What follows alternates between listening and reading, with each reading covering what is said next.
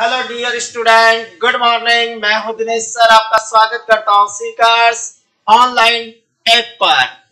तो इस श्रृंखला के अंदर हम देख रहे हैं चैट एग्जाम का पेपर है, केमिस्ट्री का बहुत ही गजब का पेपर है, बहुत ही शानदार, बहुत ही मस्त तरीके का पेपर है। सिलेबस में से उठा के आया हुआ है, सारी चीजें पढ़ी बढ़ाई है और पेपर है आपके 2017 का 2017 का पेपर है और इसका पहला क्वेश्चन आपके सामने यहाँ पर डिस्प्ले पर आ चुका है और ये रहा फर्स्ट क्वेश्चन। निम्न में से कौन सा परबल अनुचुंबकीय है? Which of the following is strong paramagnetic?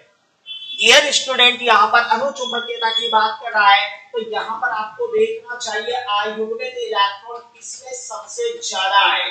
Number of अयुग्मित electron सबसे ज्यादा किसमें है और फिर इसके लिए चुंबकीय आघूर्ण आपको निकालना चाहिए। इसके लिए फॉर्मूला आपको दिया जाता है Nn+2 बार मैग्नेटॉन इसकी यूनिट होती है। तो यहाँ पर आपको n की वैल्यू फाइंड आउट करनी है तो उत्तर आपके सामने होगा n की वैल्यू किसमें ज्यादा है। तो देखो Cu+2 की बात करूं तो इसका विन्यास होता है D10H1। इसकी अगर मैं बात करूं तो दो इलेक्ट्रॉन यहाँ से निकालो, एक यहाँ से, तो इसका विन्यास अगर देखा जाए तो D9 बचेगा और इसका विन्यास है तो D10 बचेगा। Cr+ की अगर मैं बात करूं Cr+ की अगर मैं बात करूं तो यहाँ पर D5H1 होता है, एक इलेक्ट्रॉन गया, 5 अयुग्मित इलेक्ट्रॉन यहाँ पर बचेंगे, यानी कि इसके पास 5 बचेंगे। Cr+3 के पास और कम हो जाएंगे। इसका करेक्ट आंसर आपको मिलेगा ऑप्शन नंबर 3। चलो अगला क्वेश्चन ये रहा आपके सामने। देखो स्थूल व कोलाइडल डिस्पर्स्ड प्रक्रम द्वारा प्रकाश का बिखराव क्या कहलाता है? The scattering of the light by coral and colloidal dispersed system is known as Tyndall प्रभाव। बिल्कुल सही आंसर इसका हुआ। नेक्स्ट क्वेश्चन है, ये रहा क्वेश्चन नंबर 3। एंथैल्पी परिवर्तन, एंथैल्पी चेंज। डियर स्टूडेंट, यहाँ पर ध्यान दीजिए, enthalpy change which cannot be found by calorimeter can be found by the Hess law. Option number 2 correct answer. Option number 2।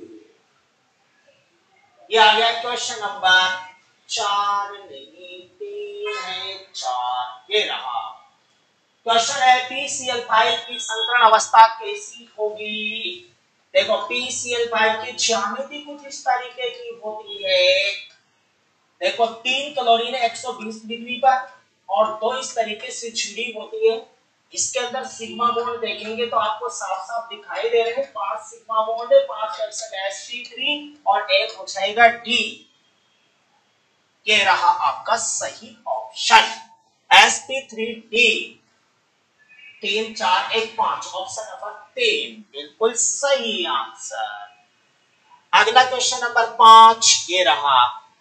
Which of the following compound has ionic bond?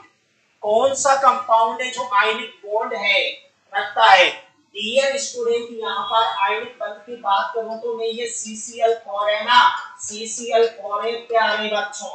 इसके अंदर ये जो बंध है ना, ये सहसंयोजी बंध है, कोवेलेंट बॉन्ड है, ये सहसंयोजी बंध है, ये कोवेलेंट बॉन्ड है।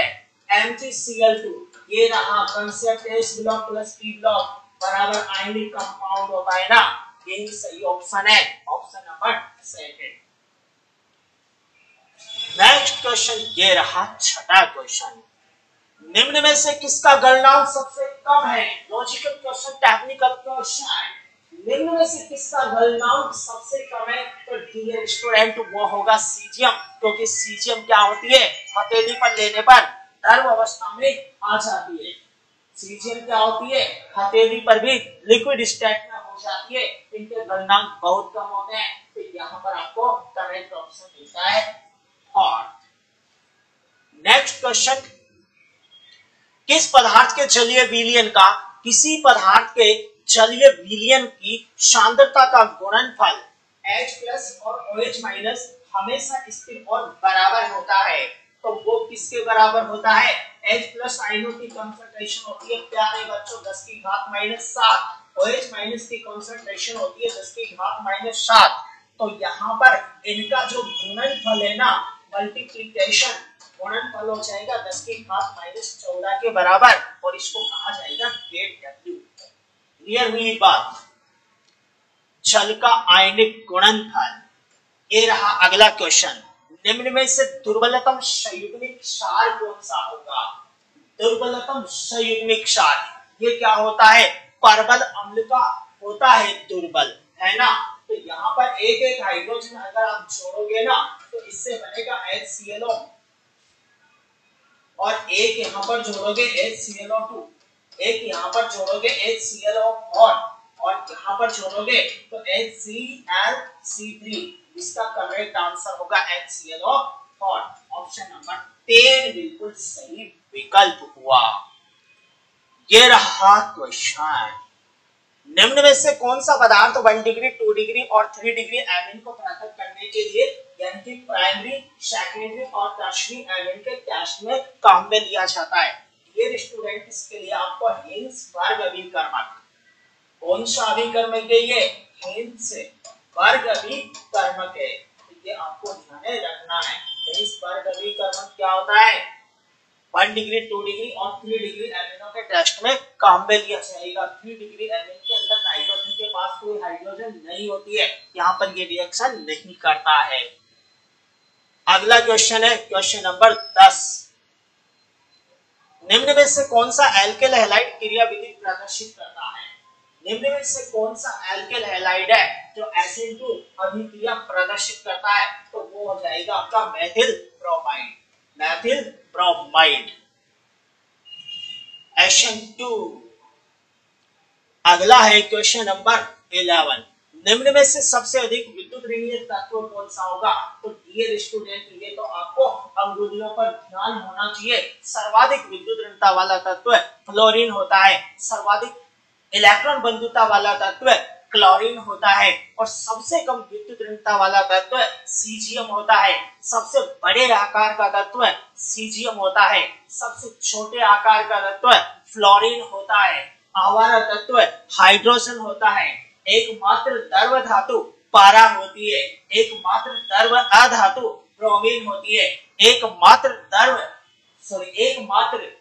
ठोस अधातु वो होती है आयोडीन होती है। तो ऐसी बातें आपके टिप्स पर होनी चाहिए। तो सर्वाधिक विद्युत ऋणता की बात करें तो वो होती है फ्लोरीन की। नेक्स्ट क्वेश्चन है क्वेश्चन नंबर 12, स्क्रीन पर आपके सामने आ चुका है। The number of d electron in Fe, यहाँ पर Z है और ये प्लस है, Z बराबर 26 is not equal to that of d electron, not equal to, किसके इक्वल में ये नहीं आ रहा है? यहाँ पर आपको ये देखना चाहिए किसके इक्वल में नहीं आ रहा है। तो इसके अंदर देखो P इलेक्ट्रॉन Fe, और ये है आपको गिवन है प्लस Fe Z बराबर चल रहा है। डी इलेक्ट्रॉन्स संख्या निम्न में से किसके समान है? नहीं है। डी के अंदर इलेक्ट्रॉन देखें तो यहाँ पर होता है D6H2 प्लस लगा हुआ है, तो एक इलेक्ट्रॉन यहाँ से हटा दिया गया है, तो यहाँ पर प्लस का 2 लगा हुआ है। क्या इसको मैं हटा देता हूँ, Fe+2 लगा हुआ है। ठीक है, Fe+2 है तो डी के अंदर 6 इलेक्ट्रॉन बच गए। तो किसके समान है? नहीं है। अब देखो डी के अंदर 6 इलेक्ट्रॉन यहाँ पर बच चुके हैं, तो यहाँ पर P इलेक्ट्रॉन्स क्लोरीन Z बराबर है 17 और D इलेक्ट्रॉन्स Fe Z बराबर 26 S Mg। इलेक्ट्रॉन्स की संख्या निम्न में से किसके समान है? नहीं है। डी इलेक्ट्रॉन्स की संख्या यहाँ पर है पूछी जा रही है, तो इसके लिए आपको इसका इलेक्ट्रॉनिक विन्यास अगर लिखेंगे ना तो 1s2 2s2 2p6 ये होता है नियोन का। नियोन के अंदर देखो डी के अंदर 6 इलेक्ट्रॉन है, तो p इलेक्ट्रॉन ऑफ नियोन का, पी में भी 6 है, इसमें भी 6, यानी कि इसके तो बराबर आती है। s इलेक्ट्रॉन ऑफ Mg, देखो Mg का होता है 1s2 2s2 2p6 और ये 3s2। s के अंदर s इलेक्ट्रॉन्स ऑफ Mg के अंदर s के अंदर केवल 2 और 2 4 है और 2 6 इलेक्ट्रॉन है, इसके भी इक्वल बैठ रहा है। d electron of Fe, d electron of Fe, तो d इलेक्ट्रॉन ऑफ Fe की बात करें तो Fe के अंदर d के अंदर 6 इलेक्ट्रॉन आते हैं, ये बात भी बराबर है। तो p इलेक्ट्रॉन ऑफ क्लोरीन, अब क्लोरीन का इलेक्ट्रॉनिक कॉन्फ़िगरेशन आप लिख के देखेंगे तो यहाँ पर आपको उत्तर बिल्कुल साफ दिखाई देने वाला है। 1s2 2s2 2p6 3s2 कितने हो गए, 10 और 2 12 और 3p5, ये हो गए। अब देखो p के अंदर कितने इलेक्ट्रॉन है, 5 और 6 11 इलेक्ट्रॉन है, तो यहाँ पर करेक्ट आंसर आपका फोर्थ करेक्ट आंसर हुआ, तो इसके बराबर नहीं है। अगला क्वेश्चन ये रहा, धातु क्रम जिसमें धातु फ्लूइड अवस्था में प्राप्त होता है, the metallurgy process in which a metal is obtained in a fused state, fused stage के अंदर कौन सी अवस्था में धातु प्राप्त होती है, तो वो होती है स्मेल्टिंग के अंदर, तो पहला ऑप्शन इसका आंसर होगा। अगला क्वेश्चन ये रहा, निम्न में से कौन सा पदार्थ डाइंग और टैंग उद्योग में मॉडरेट के रूप में काम में लिया जाता है, डियर स्टूडेंट होता है मैग्नीशियम सल्फेट, डायरेक्टली इसको आप याद रखना। क्वेश्चन है, निम्न में से शून्य ऑक्टेन नंबर किसको दिया जाता है, ऑक्टेन नंबर किसको दिया जाता है, तो 0 ऑक्टेन नंबर आप किसको देंगे, एन हेप्टेन और आइसो ऑक्टेन। देखो आइसो ऑक्टेन का तो ऑक्टेन नंबर होता है, तो यहाँ पर एन हेप्टेन का ऑक्टेन नंबर नहीं होता है, तो इसका एन हेप्टेन सही आंसर होगा। क्वेश्चन है, CO2 के कितने मोल होंगे जिसमें 16 ग्राम ऑक्सीजन हो, CO2 के कितने मोल होंगे जिसमें, CO2 के कितने मोल होंगे जिसमें 16 ग्राम ऑक्सीजन है, तो मोल बराबर ग्राम बटा अनुभार होता है 44, और 16 ग्राम ऑक्सीजन आपको लेनी है तो इसके मोल कितने आपको लेने पड़ेंगे, तो ये 16 ग्राम है ना, इसके मोल कितने लेने पड़ेंगे, तो इसके लिए आपको क्या करना है, मोल कंसेप्ट के अंदर जाना है, और मोल कंसेप्ट के अंदर आप जाओगे तो आपको एक छोटा सा यहाँ पर लॉजिकल आंसर मिलेगा, जिसके अंदर देखने को मिलेगा, क्या देखने को मिलेगा, CO2 के कितने मोल होंगे जिसमें 16 ग्राम O2 हो, तो वो आपका मिलेगा इसके अंदर, वो मिलेगा डियर स्टूडेंट 0.5 मोल के अंदर, तो इसके लिए आपका ऑप्शन नंबर 1 सही रहेगा। नेक्स्ट क्वेश्चन ये रहा, पीतल मिश्र धातु किसकी है, तो पीतल होती है कॉपर और जिंक के मिश्र धातु होती है, और कॉपर और टिन के मिश्र धातु को कांस्य कहा जाता है, कांस्य मेटल। N3-3 O-2 F- यानी कि आयनिक त्रिज्या का, देखो ये सारे के सारे क्या है, ये सारे के सारे सम इलेक्ट्रॉनिक है, समय इलेक्ट्रॉनिक है, और ऐसे में अगर आकार की बात करें तो वो परमाणु क्रमांक की क्या होती है, उल्टी होती है, जिसका परमाणु क्रमांक कम उसका आकार बड़ा, देखो इसका 7 8 9 और ये इसका 11 होता है, तो यही क्रम इसका सही बन जाएगा। विकल्प नंबर 1 यहाँ पर बिल्कुल सही दिखाई दिया। निम्न में से सबसे अधिक विद्युत धनी तत्व कौन सा है, सर्वाधिक विद्युत धनी तत्व कौन सा है, तो वर्ग में ऊपर से नीचे आने पर धनात्मकता बढ़ती है, बाएं से दाएं जाने पर ऋणात्मकता बढ़ती है, यानी कि ऑप्शन नंबर सीजीएम इसका सही था। निम्न में से किस अणु का आयनिक गुण सबसे ज्यादा है, the molecule which has highest percentage ionic character, तो वो हो जाएगा आपका HF, क्योंकि यहाँ पर विद्युत ऋणताओं का अंतर ज्यादा बनने वाला है, इसलिए इसका सही आंसर हुआ HF। ये रहा अगला क्वेश्चन। हाइड्रोजन परमाणु की मूल अवस्था में आयनिक ऊर्जा x किलो जूल है। इलेक्ट्रॉन की स्टैंडर्ड कक्षा से थर्ड कक्षा में कूदना है, तो the ionisation energy of hydrogen atom in the ground state is x kilojoule. The energy required for an to jump from the second orbital. तो इसका फर्स्ट ऑप्शन यहाँ पर बिल्कुल सही होगा। क्वेश्चन आपका एटॉमिक स्ट्रक्चर में से उठाया गया है, तो यहाँ पर कैलकुलेशन आपको करनी चाहिए।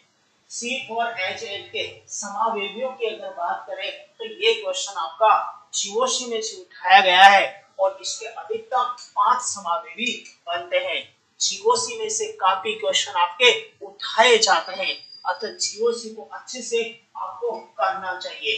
देखो यहाँ पर स्ट्रक्चर आपके सामने ये रहा, ये है डबल बॉन्ड और ये हो गया C और ये H और ये हो गया C डबल H। देखो इसकी काउंटिंग करोगे 1 2 और ये 3 और ये 4, 4 कार्बन की चेन बनेगी, यानी कि ब्यूट तो बात कंफर्म है, ब्यूट तो कंफर्म हो गया और O1 आपका लगेगा, ये बात भी सही है। और 3 नंबर पर मेथिल आएगा, ये बात भी सही है, तो 3 मेथिल ये बात क्लियर है।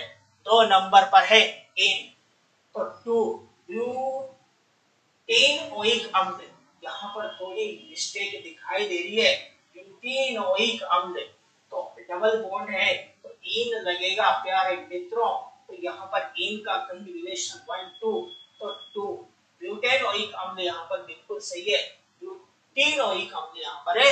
अब बिल्कुल सही आंसर ऑप्शन नंबर 3 इसका हुआ। नेक्स्ट क्वेश्चन ये रहा, एसीटोन व इथाइल एथेनॉल इथेनॉल निम्न में से किस अभिकर्मक के साथ आसानी से क्रिया करेगी? Acetone and ethanol easily react with the Tollens अभिकर्मक, गलत बात है। ग्रीनगार्ड बिल्कुल सही बात है। ग्रीनगार्ड अभिकर्मक ऐसा अभिकर्मक होता है जो किसी भी प्रोटॉन युक्त स्रोत से क्रिया करके एल्केन बनाता है। दिमाग में फिट कर लेना चाहिए इस बात को। अगला क्वेश्चन है ये रहा आपके सामने, केपी और केसी में सही संबंध वाला सूत्र क्या है? रट लेना, केपी बराबर केसी आरटी की पावर डेल्टा एन होता है। ये यहाँ पर केपी बराबर ऑप्शन नंबर 3 में आपको आराम से दिखाई देने वाला है। ये रहा अगला क्वेश्चन, दुर्बल अम्ल और प्रबल क्षार से बने लवणों के जलीय विलयन का कौन सा सूत्र सही होगा pH ज्ञात करने का? Which of the following formula is correct for pH of aqueous solution of salt of weak acid? तो डियर स्टूडेंट, इसके नीचे वाला जो चौथा फॉर्मूला है वो इसके लिए बिल्कुल सही दिखाई देता है। ठीक है, 1/pKw प्लस 1/12 pK, ये वाला फार्मूला इसका बिल्कुल आपको सही दिखाई देता है, तो चौथा विकल्प यहाँ पर बिल्कुल सही हुआ। अगला क्वेश्चन, किसी विलयन, क्वेश्चन है किसी विलयन जिसके pH बराबर 4 है, यहाँ पर थोड़ी मिस्टेक होती है, pH बराबर 2 हो जाता है, तो a solution has pH 4, addition of HCl, then pH will be become 2, the concentration of the solution will be 100 Guna pH का फॉर्मूला है, pH बराबर माइनस log H प्लस। इस पर फुल एनालिसिस कीजिए और इसके वीडियो को आराम से देखिए, pH का कोई क्वेश्चन आपके गलत नहीं होने देंगे। अगला क्वेश्चन है Cr की ऑक्सीकरण अवस्था में परिवर्तन। यहाँ से देखो, इसके अंदर Cr का ऑक्सीडेशन नंबर आपका प्लस का 6 है। इस साल्ट के अंदर अगर हम देखेंगे तो प्लस का 6 है, तो इसके अंदर ऑक्सीडेशन नंबर नोट कर दीजिए, 4 × माइनस का 2 यानी कि योग बराबर 0, x बराबर यहाँ पर भी प्लस का 6 है, कोई चेंज यहाँ पर दिखाई नहीं दे रहा है। ऑप्शन नंबर शेड्यूल बिल्कुल सही यहाँ पर है। अगला क्वेश्चन है फ्रियोन 112 की संरचना कैसी होती है? फ्रियोन 112 का फॉर्मूला क्या है? देखो, फ्रियोन का जब आप नाम लिखते हैं ना तो एक सूत्र लगाते हो, फ्रियोन एक्स वाई और जेड।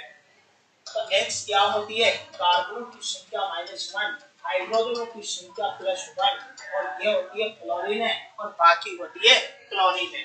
अब देखो आपको क्या दिया हुआ है, नाम दिया हुआ है, क्या नाम दिया हुआ है स्टूडेंट? Freon 112, Freon 112। ये होती है कार्बनों की, ये होती है हाइड्रोजनों की, और ये होती है फ्लोरीनों की संख्या। तो अब इस सूत्र के आधार पर इसका तालमेल बैठाओ। कार्बनों की संख्या कितनी दी गई है? 1 दी गई है। इसका मतलब यहाँ पर कार्बन कितने थे? 2 थे, तो C2। हाइड्रोजनों की संख्या कितनी है? हाइड्रोजनों की संख्या है 1। इसका मतलब यहाँ पर हाइड्रोजन है थी नहीं, 0 थी, तभी तो 1 आया। फ्लोरीनों की संख्या कितनी है? 2। ये फ्लोरीनों की संख्या 2 है, बाकी की कौन लग जाएगी? बाकी की क्लोरीनें लग जाएगी। ऑप्शन नंबर आपका थर्ड ऑप्शन बिल्कुल यहाँ पर सही दिखाई देता है, C2H2Cl4। अगला क्वेश्चन ये रहा, एरोमेटिक यौगिकों में प्रतिस्थापन होता है। तो प्यारे बच्चों सबको पता है substitution of aromatic with electron, इसमें ही प्रतिस्थापन अभिक्रियाएं देती है, इन्हें बोलते हैं ESR अभिक्रिया है। ESR अभिक्रिया है, एरोमेटिक कंपाउंड देते हैं। जिगलर नाटा उत्प्रेरक कौन सा है? तो dear student, trialkyl aluminium plus titanium tetrachloride, ये रहा ऑप्शन नंबर थर्ड। इसको बोला जाता है जिगलर नाटा उत्प्रेरक। ये पॉलीथीन के निर्माण में यानी कि बहुलीकरण, पॉलीमर बनाने में बहुलीकरण या पॉलीमराइजेशन के अंदर ये काम में लिया जाता है। अगला क्वेश्चन ये रहा 32, ल्यूकास अभिकर्मक के अल्कोहल के साथ क्रियाशीलता 3 डिग्री, 2 डिग्री, 1 डिग्री, बिल्कुल सही आंसर ऑप्शन नंबर 1 हुआ। अगला क्वेश्चन ये रहा, निम्न में से कौन आयोडोफार्म परीक्षण नहीं देता है? देखो, आयोडोफार्म परीक्षण वो देते हैं जिनके अंदर कार्बोनिल समूह के पास एक सक्रिय मेथिल ग्रुप उपस्थित हो, इसके पास सक्रिय मेथिल ग्रुप उपस्थित हो, जैसे इसके अंदर है लेकिन फॉर्मल्डिहाइड के अंदर नहीं है।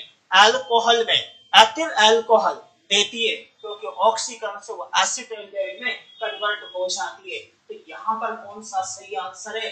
ये रहा, क्योंकि ये CHO ग्रुप के पास CH2 समूह है, CH2 है, ये अगर CH3 होता तो देता, लेकिन CH2 है इसलिए नहीं देगा। ऑप्शन नंबर 4 बिल्कुल सही दिखाई दे रहा है।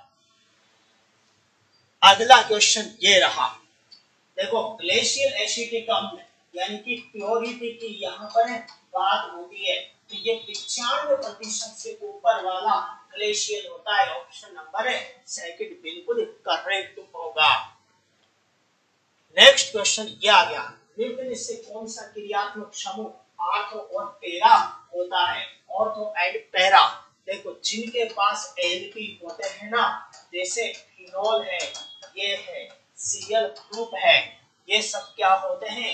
ये सब होते हैं ऑर्थो एंड पैरा निर्देशी। और जिनमें कार्बोक्सिलिक या double bond and double bond इस टाइप के समूह होते हैं ना, वो होते हैं मेटा निर्देशी। तो आपको सही आंसर यहाँ पर दिखाई दे रहा होगा फिनोल, इसका यानी कि OH ग्रुप यहाँ पर सही आंसर होने वाला है।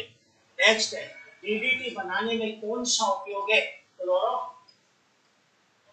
बेंजीन, इसको आप DDT के अंदर इस्तेमाल कर सकते हैं। डाइक्लोरो डाइफेनिल ट्राइक्लोरोएथेन, इसको DDT बोला जाता है।